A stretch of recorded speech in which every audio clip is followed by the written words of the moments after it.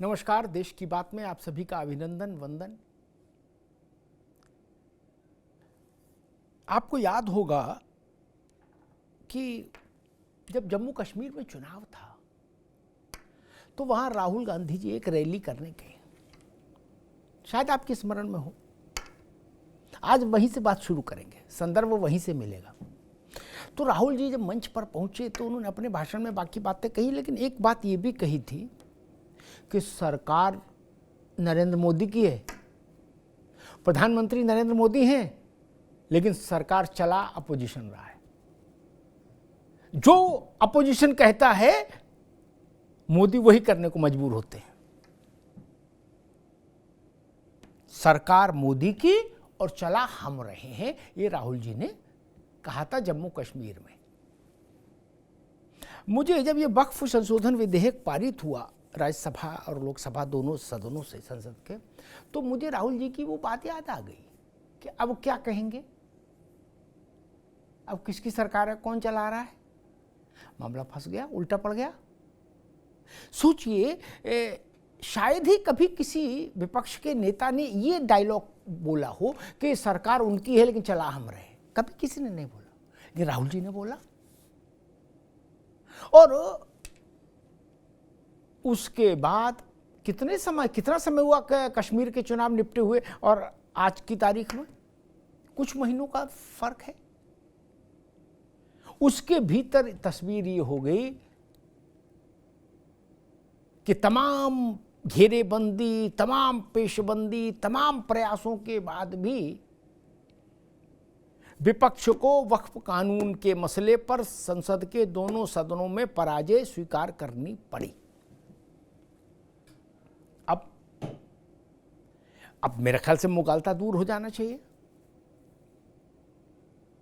मुझे लगता है नरेंद्र मोदी वक्फ के कानून पर जो सरकार ने स्टैंड लिया या जो तत्परता दिखाई, उसके पीछे एक कारण ये भी होगा नरेंद्र मोदी के जहन में कहीं ना कहीं, प्रधानमंत्री के, कि ये जो मुगालते हैं ना अलग अलग किस्म के जो बाजार में तैर रहे हैं, ये मुगालते भी एक झटके में दूर करो।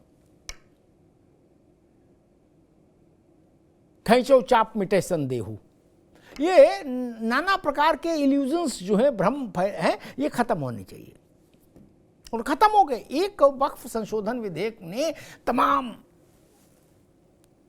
भ्रम, तमाम मुगालते खत्म कर दिए।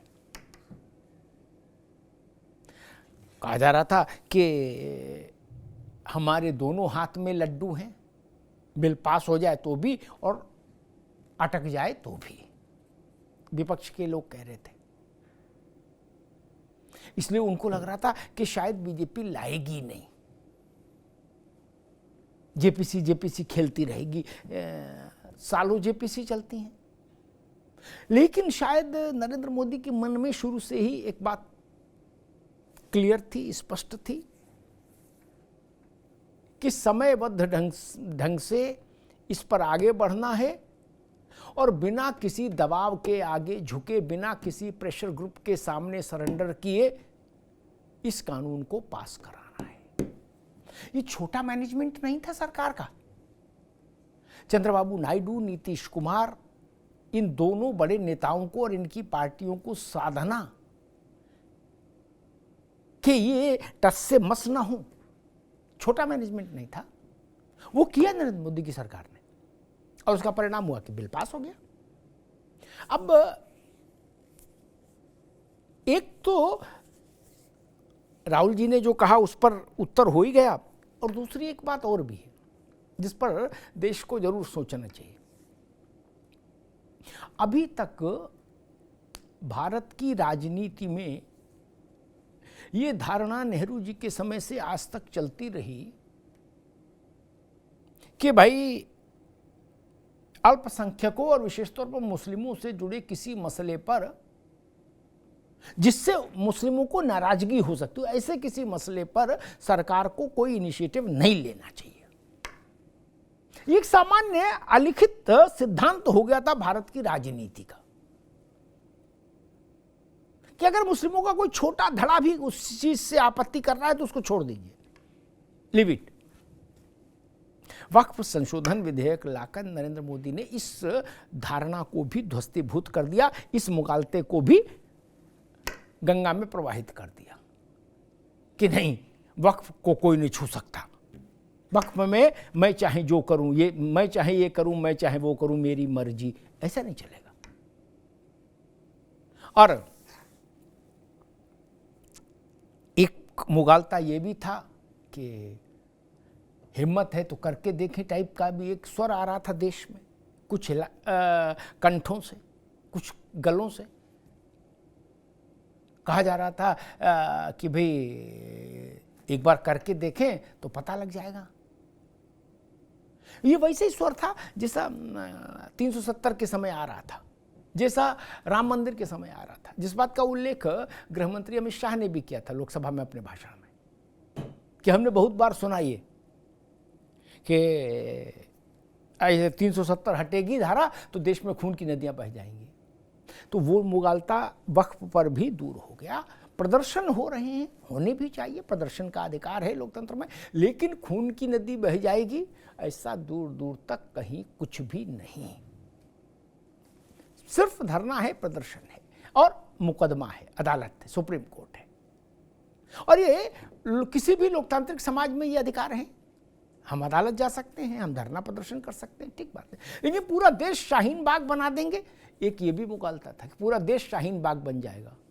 आपने ऐसा देखा कहीं कि देश शाहीन बाग बन रहा? हमको तो नहीं दिखाई दिया। तो एक मुगालता ये भी दूर हो गया कि वक्फ पर कुछ होगा तो पूरा देश शाहीन बाग बन जाएगा। आप जितनी दूर तक सोचेंगे आपको ऐसे और भी मुगालते मिल सकते हैं जो देश में थे, और उन सब उस प्रजाति के सभी मुगालतों का एक साथ वध हो गया वक्फ संशोधन विधेयक के जरिए। अब इसका सबसे बड़ा फॉलआउट ये, इसका सबसे बड़ा एक भारत की राजनीति पर असर अब ये होगा कि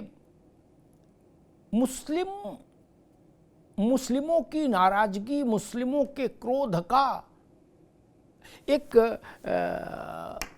वातावरण क्रिएट करके, एक उसका प्रचार करके कि मुस्लिम नाराज होंगे तो किसी को भी सत्ता से हटा सकते हैं और खुश होंगे तो किसी को भी बैठा सकते हैं, ये जो एक भाव था ना, वो भाव धीरे धीरे अब खत्म होता जा रहा है, सामान्यीकरण हो रहा है। असामान्य स्थितियां जो रखी गई थी पहले, वो धीरे धीरे हट रही हैं। अब भारत की राजनीति में अल्पसंख्यकवाद को सामने रखकर भयादोहन करने की जो प्रवृत्ति थी, अब वो सिसक रही है और धीरे धीरे अल्पता में बदलती जा रही है, छोटी होती जा रही है। प्रबंधन की एक बात आती है। राज्यसभा में बीजू जनता दल को उड़ीसा के विधानसभा चुनाव में हराकर भाजपा सत्ता में आई है, नवीन बाबू को सत्ता से जाना पड़ा। लेकिन जब वक्फ का विधेयक आया राज्यसभा में तो बीजेडी ने अपने सांसदों को व्हिप जारी करने से इनकार कर दिया। उसका फायदा मिला भारतीय जनता पार्टी को, मतलब सरकार को। यह प्रबंधन छोटा है क्या? विपक्ष प्रबंधन के स्तर पर फेल रहा। राहुल जी हों, ममता जी हों, करुणानिधि के पुत्र स्टालिन हों, अखिलेश यादव जी हों, तेजस्वी यादव जी हों, ये सब मिलकर भी प्रबंधन नहीं कर पाए। सरकार को हराने के लिए या खुद को जिताने के लिए जितनी संख्या चाहिए थी, उस संख्या का बंदोबस्त नहीं कर पाए, उसका प्रबंधन नहीं कर पाए। करना ये इनकी भी जिम्मेदारी थी। और जिन्होंने कभी ये दावा किया हो कुछ महीने पहले कि सरकार भले ही भाजपा की एनडीए की हो और भले ही प्रधानमंत्री नरेंद्र मोदी हो, लेकिन हमने तो मोदी को फिनिश कर दिया, उनका मनोबल तोड़ दिया है, आत्मविश्वास खंडित कर दिया है नरेंद्र मोदी का। राहुल जी का शब्द था फिनिश्ड फिनिश्ड फिनिश्ड। और जो मंच से ये कह दे कि सरकार हम चला रहे हैं, भले ही प्रधानमंत्री नरेंद्र मोदी हों, उनको तो और अपनी शब्दों की इज्जत रखने के लिए और ज़्यादा प्रयास करना चाहिए था। वहां पर विपक्ष चूक गया। अब देश भर में एक चीज पर और भी नजर है कि देश भर में विपक्षी शिविर से कितने और किस प्रकार का आंदोलन होता है, ये देखना होगा ना।